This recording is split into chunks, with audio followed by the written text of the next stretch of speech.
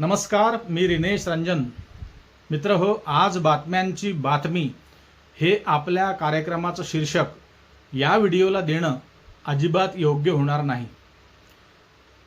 आपल्याला ठाऊक आहे का, बातम्यांवर बातमी लिहिण्याची आणि असं बोलण्याची वेळ या महाराष्ट्रावर यापूर्वी कधीच आली नव्हती. त्याचं कारण नेमकं काय आहे ते आधी आपण आज जाणून घेऊया. मित्र हो, तुम्ही किमान एक 8-10 वर्ष मागे जाऊन बघा. थोडी आठवण घ्या, थोडं डोकं खाजवा वाटलं तर.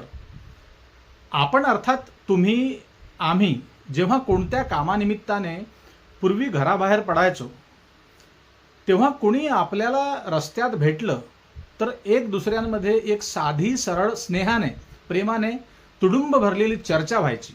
अगदी प्रेम असायचं आणि हालचाल विचारायचं.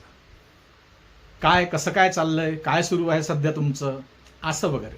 तब्येत वगैरे ठीक आहे ना, काय म्हणते तुमची नोकरी, किंवा कसा काय सुरू आहे व्यवसाय धंदा शेती वगैरे वगैरे वगैरे. बस. तेव्हा मित्र हो, पुढचा माणूस देखील सेम अगदी समांतर हेच बोलायचं. मग तो मित्र असो, नातेवाईक असो वा सहज भेटणारा एखादा वाटसरू तिराहित माणूस असो. मित्र हो, आता परिस्थिती अगदी बदललेली आहे. आता अलीकडे गेल्या 8-10 वर्षात या सर्व चर्चा किंवा अशा प्रकारचे संवाद अगदी बंद पडले आहेत. हे तुमच्या लक्षात येईल. अलीकडे भलतंच काहीतरी सुरू असतं हो. रस्त्यावर कुणी भेटलं तर आपण सहज विचारतो ना, प्रत्येकालाच विचारतो जो भेटणार असतो त्याला, कसं काय, कुठं निघालात. मित्र हो, लगेच उत्तर येतं, अरे काही नाही, आधार कार्ड लिंक करायचं आहे. पॅन कार्ड मी पूर्वीच लिंक केलं होतं, पण तरी देखील मेसेज मला फोनवर येत आहेत. कुणी काही वेगळंच बोलतो, गाडीची नंबर प्लेट बदलवायची आहे. सर्व टेन्शन्समध्ये दिसतात, सगळी टेन्शनमध्ये दिसतात. एखादा भेटतो आणि म्हणतो बँकेत मॅनेजरनी बोलावलं आहे काही कामाने. कुठलं काम आहे तर शेतीचं कर्ज भरायचं आहे, सेटलमेंटसाठी निघालो कारण नवीन कर्ज घ्यायचं आहे. बस याच चर्चा, दुसरं काहीही नाही, काही हालचाल नाही, एक दुसऱ्यांचं सुखदुःख नाही. मध्येच एखाद्या विद्यार्थी भेटतो, सांगतो परीक्षेची डेट बदलली. मी तर चक्क सेंटर नागपूर, वर्धा, अमरावती अशा प्रकारचं लिहिलं होतं, पण मला सेंटर सोलापूर मिळालं. सोलापूरचं तिकीट बनवायला निघालो आहोत. अरे, तिसरा काही भलताच बोलतो. तो म्हणतो माझं 2 एकर शेत महाराष्ट्र शासनाच्या नावाने लागलं. अरे, झोपच गायब झाली म्हणतो. विचारपूस केली त्याने त्या साहेब लोकांना, तेव्हा चुकून झाला आहे असं म्हणतात पटवारी आणि तिथले काही संबंधित अधिकारी, की हे चुकून झालं आहे. त्याने विचारलं की केव्हा व्यवस्थित होईल हे सगळं. पुढचा अधिकारी किंवा पटवारी म्हणतो 6 महिने लागेल, म्हणून आता वकिलाकडे निघालो. बस याच चर्चा. पुन्हा दुसरा कुणी भेटतो, नातेवाईक म्हणतो या महिन्याचा पगार अजूनपर्यंत झाला नाही, सरकारी नोकरीत असावा, कदाचित लाडक्या बहिणींमुळे आमचा पगार लेट होत आहे. अरे, विवंचना, त्रास, दुःख, त्रागा. मित्र हो, ही गंमत नाही. असंच काहीतरी दररोज ऐकायला मिळतं. पूर्वी हे ऐकायला मिळायचं नाही. एक दुसऱ्यांचा हालचाल फक्त विचारायचा. आणि हे फक्त गेल्या 6-8 वर्षात हा सगळा सावळा गोंधळ सुरू आहे. आणि म्हणूनच ही अशीच चर्चा सगळीकडे सारखी सुरू असते. आणि याच बदललेल्या चर्चेचं रूपांतर आता मात्र राजकारणाकडे घेऊन जात आहे. अहो, पूर्वी कधीच राजकारणावर न बोलणारा माणूस अलीकडे राजकारणावर बोलू लागला आहे.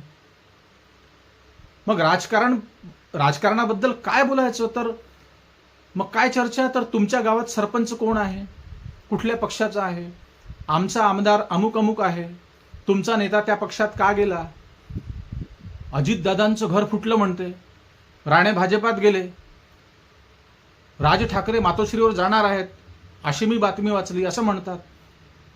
त्या बच्चू कडूंचं तोंड फडणवीसांनी दाबलं म्हणतात. ते आंदोलन संपलं शेतकऱ्यांचं. तिथं घरफोडी झाली, इथं पक्षफोडी झाली, काल संसदेत हाणामारी झाली, फडणवीस राज ठाकरेंना भेटले, उद्धव ठाकरे त्यांच्यावर चिडले. बस याच चर्चा दिवस रात्र. मोदी अमेरिकेत आहेत, आज त्यांनी लाल जॅकेट घातलं. बापा, अमित शहा अहमदाबादला जाऊन विमानाचे तुकडे गोळा करीत आहे म्हणे. कुणी सिंदूरवर बोलत आहे तर कुणी तटकरेंच्या घरी तंदूर खात आहे. काय चाललंय काय?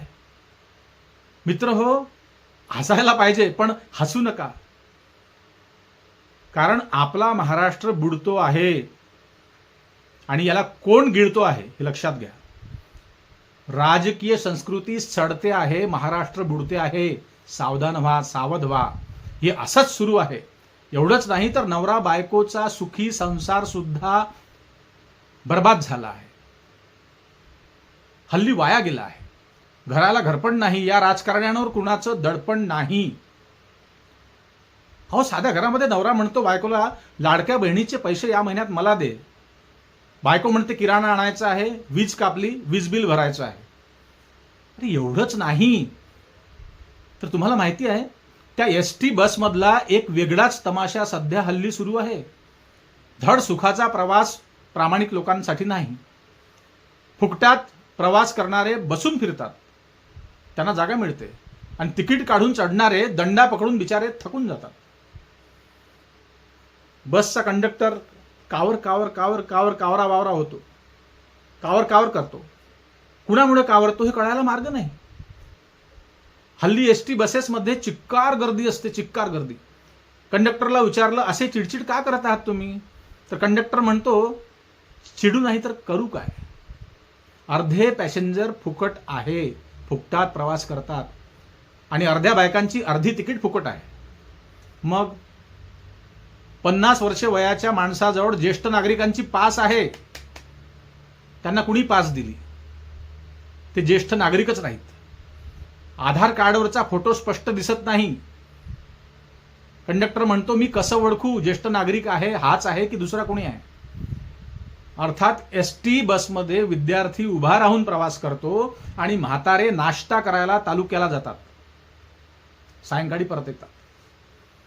हा असा खळा तमाशा सध्या अख्ख्या महाराष्ट्रात सुरू आहे. लोक म्हणतात ना, बीडचा बिहार झाला आहे, बीडची गुन्हेगारी पाहून. मित्र हो, फक्त बीडचाच बिहार नाही तर अख्ख्या महाराष्ट्रात हा अतिकहर झाला आहे, हे लक्षात घ्या. आणि हा व्हिडिओ शेवटपर्यंत बघा. मित्र हो, बस याच विषयाची जड आपल्याला आज शोधून काढायची आहे. कुठेही जाऊ नका, शेवटपर्यंत हा व्हिडिओ बघा. आपण या भानगडीची जड शोधूया, मुळापर्यंत जाऊ. या सर्व भानगडीचं एकमेव कारण आहे सत्ता.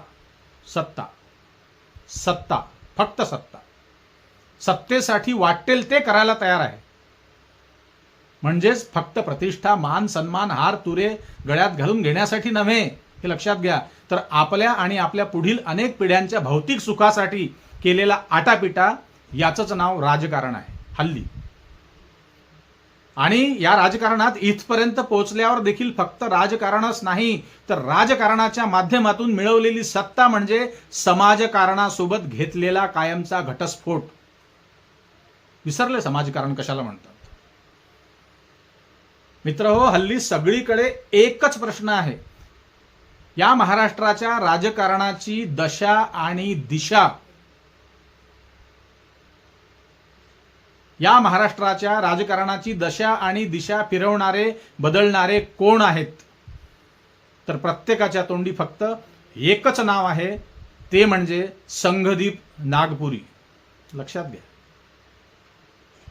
पहाटेच्या शपथविधीपासून सुरू झालेला संघा नागपुरींचा प्रवास एकनाथ शिंदेंना जाड्यात ओढण्यापर्यंतच मर्यादित राहिला नाही, तर पुढे पवारांच्या एकाच घरात 2 वेगवेगळ्या चुली गिफ्ट देण्याचं काम देखील याच संघाभाऊंनी केलं आहे.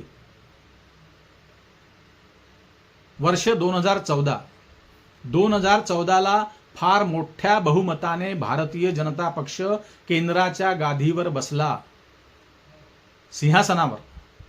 पाठोपाठ अनेक राज्यात भाजपाने सत्ता काबीज केली, परंतु जगात नावलौकिक असणाऱ्या महाराष्ट्रात मात्र भाजपाची वर्णी लागत नव्हती आणि आज तागायत लागली नसती. पण पुढे बघा, तिकडे दिल्लीच्या तख्तावर बसलेल्या बावाजींच्या शेजारी बसणाऱ्या संघा नागपुरींच्या खांद्यावर मोदींनी महाराष्ट्राची धुरा दिली. दिवस रात्र डोळ्यात तेल घालून काम केल्यानंतर देखील संघा भाऊंना अपयश येत होतं. कारण महाराष्ट्राची विचारधारा पूर्वीपासून सहजासहजी बदलवणं सोपं नव्हतं. कारण शिवसेना आणि राष्ट्रवादीचा आखाडा फार मजबूत या महाराष्ट्रात होता. मग काय झालं? आणि म्हणूनच याच दोन आखाड्यांवर अतिक्रमण करण्याचं संघा नागपुरींनी ठरवलं. आधी शिवसेनेवर आक्रमण केलं, हल्ला चढवला आणि शेवटी मी पुन्हा येईन म्हणत एकनाथ शिंदेंच्या शेजारी 2.5 वर्ष बसावं लागलं. तेही संघाभाऊंनी कसं बसं सहन केलं. वेळोवेळी मुख्यमंत्री एकनाथ शिंदेंच्या शेजारी बसणं संघा नागपुरींना अवघड जात होतं. कारण काहींना घरातील सर्वच किल्ल्या स्वतःकडे हव्यात. स्वतःकडे त्या किल्ल्या ठेवण्यात त्यांना धन्यता वाटते. पुन्हा दुसऱ्या एका घरफोडीची कल्पना संघाभाऊंच्या हळूच डोक्यात आली. ती कल्पना आधी होतीच.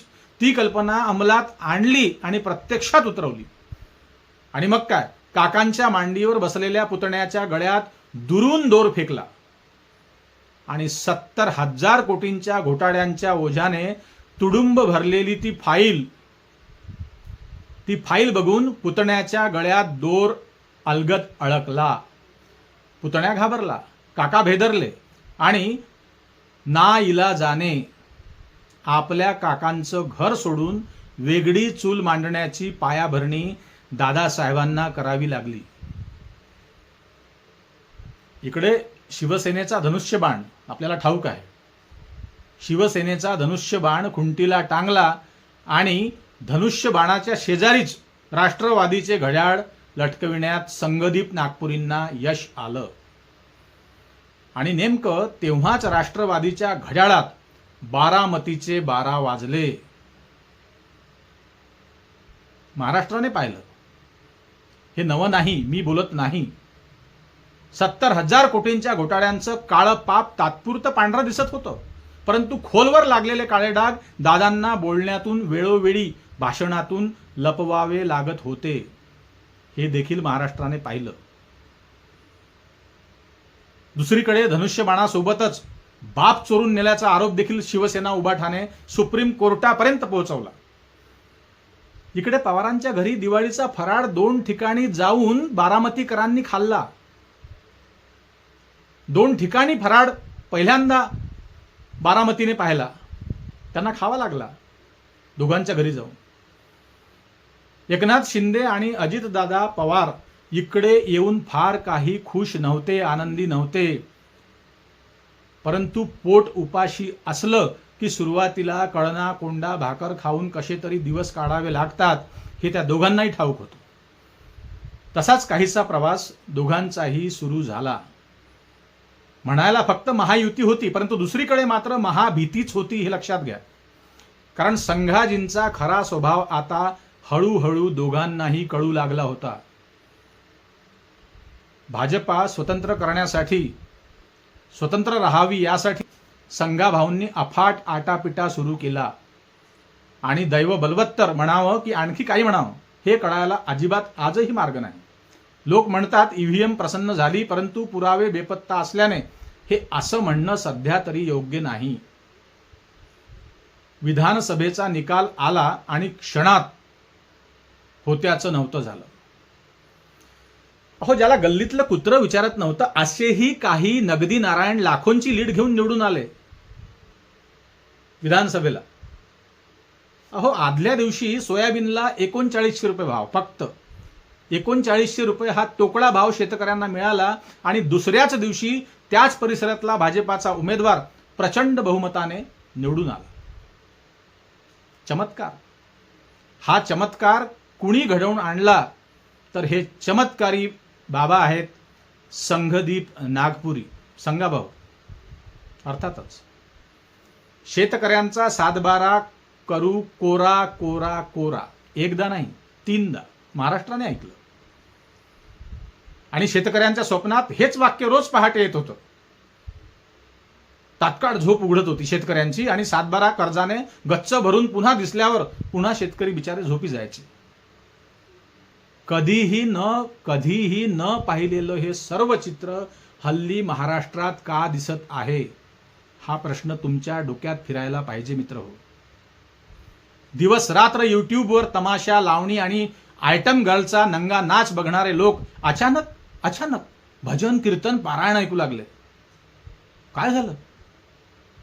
गल्ली गल्लीत राम श्रीराम जय श्रीरामच्या घोषणा, गावागावातल्या चावडीवर हिंदुत्वाच्या फक्त गर्जना.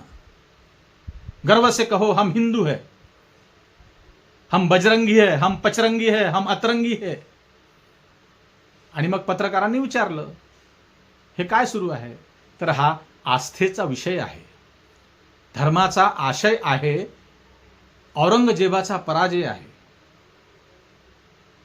मस्जिद पाडू, तिथे मंदिर बांधू, कर्म गेलं खड्ड्यात, फक्त धर्म धर्म धर्म आणि फक्त धर्म.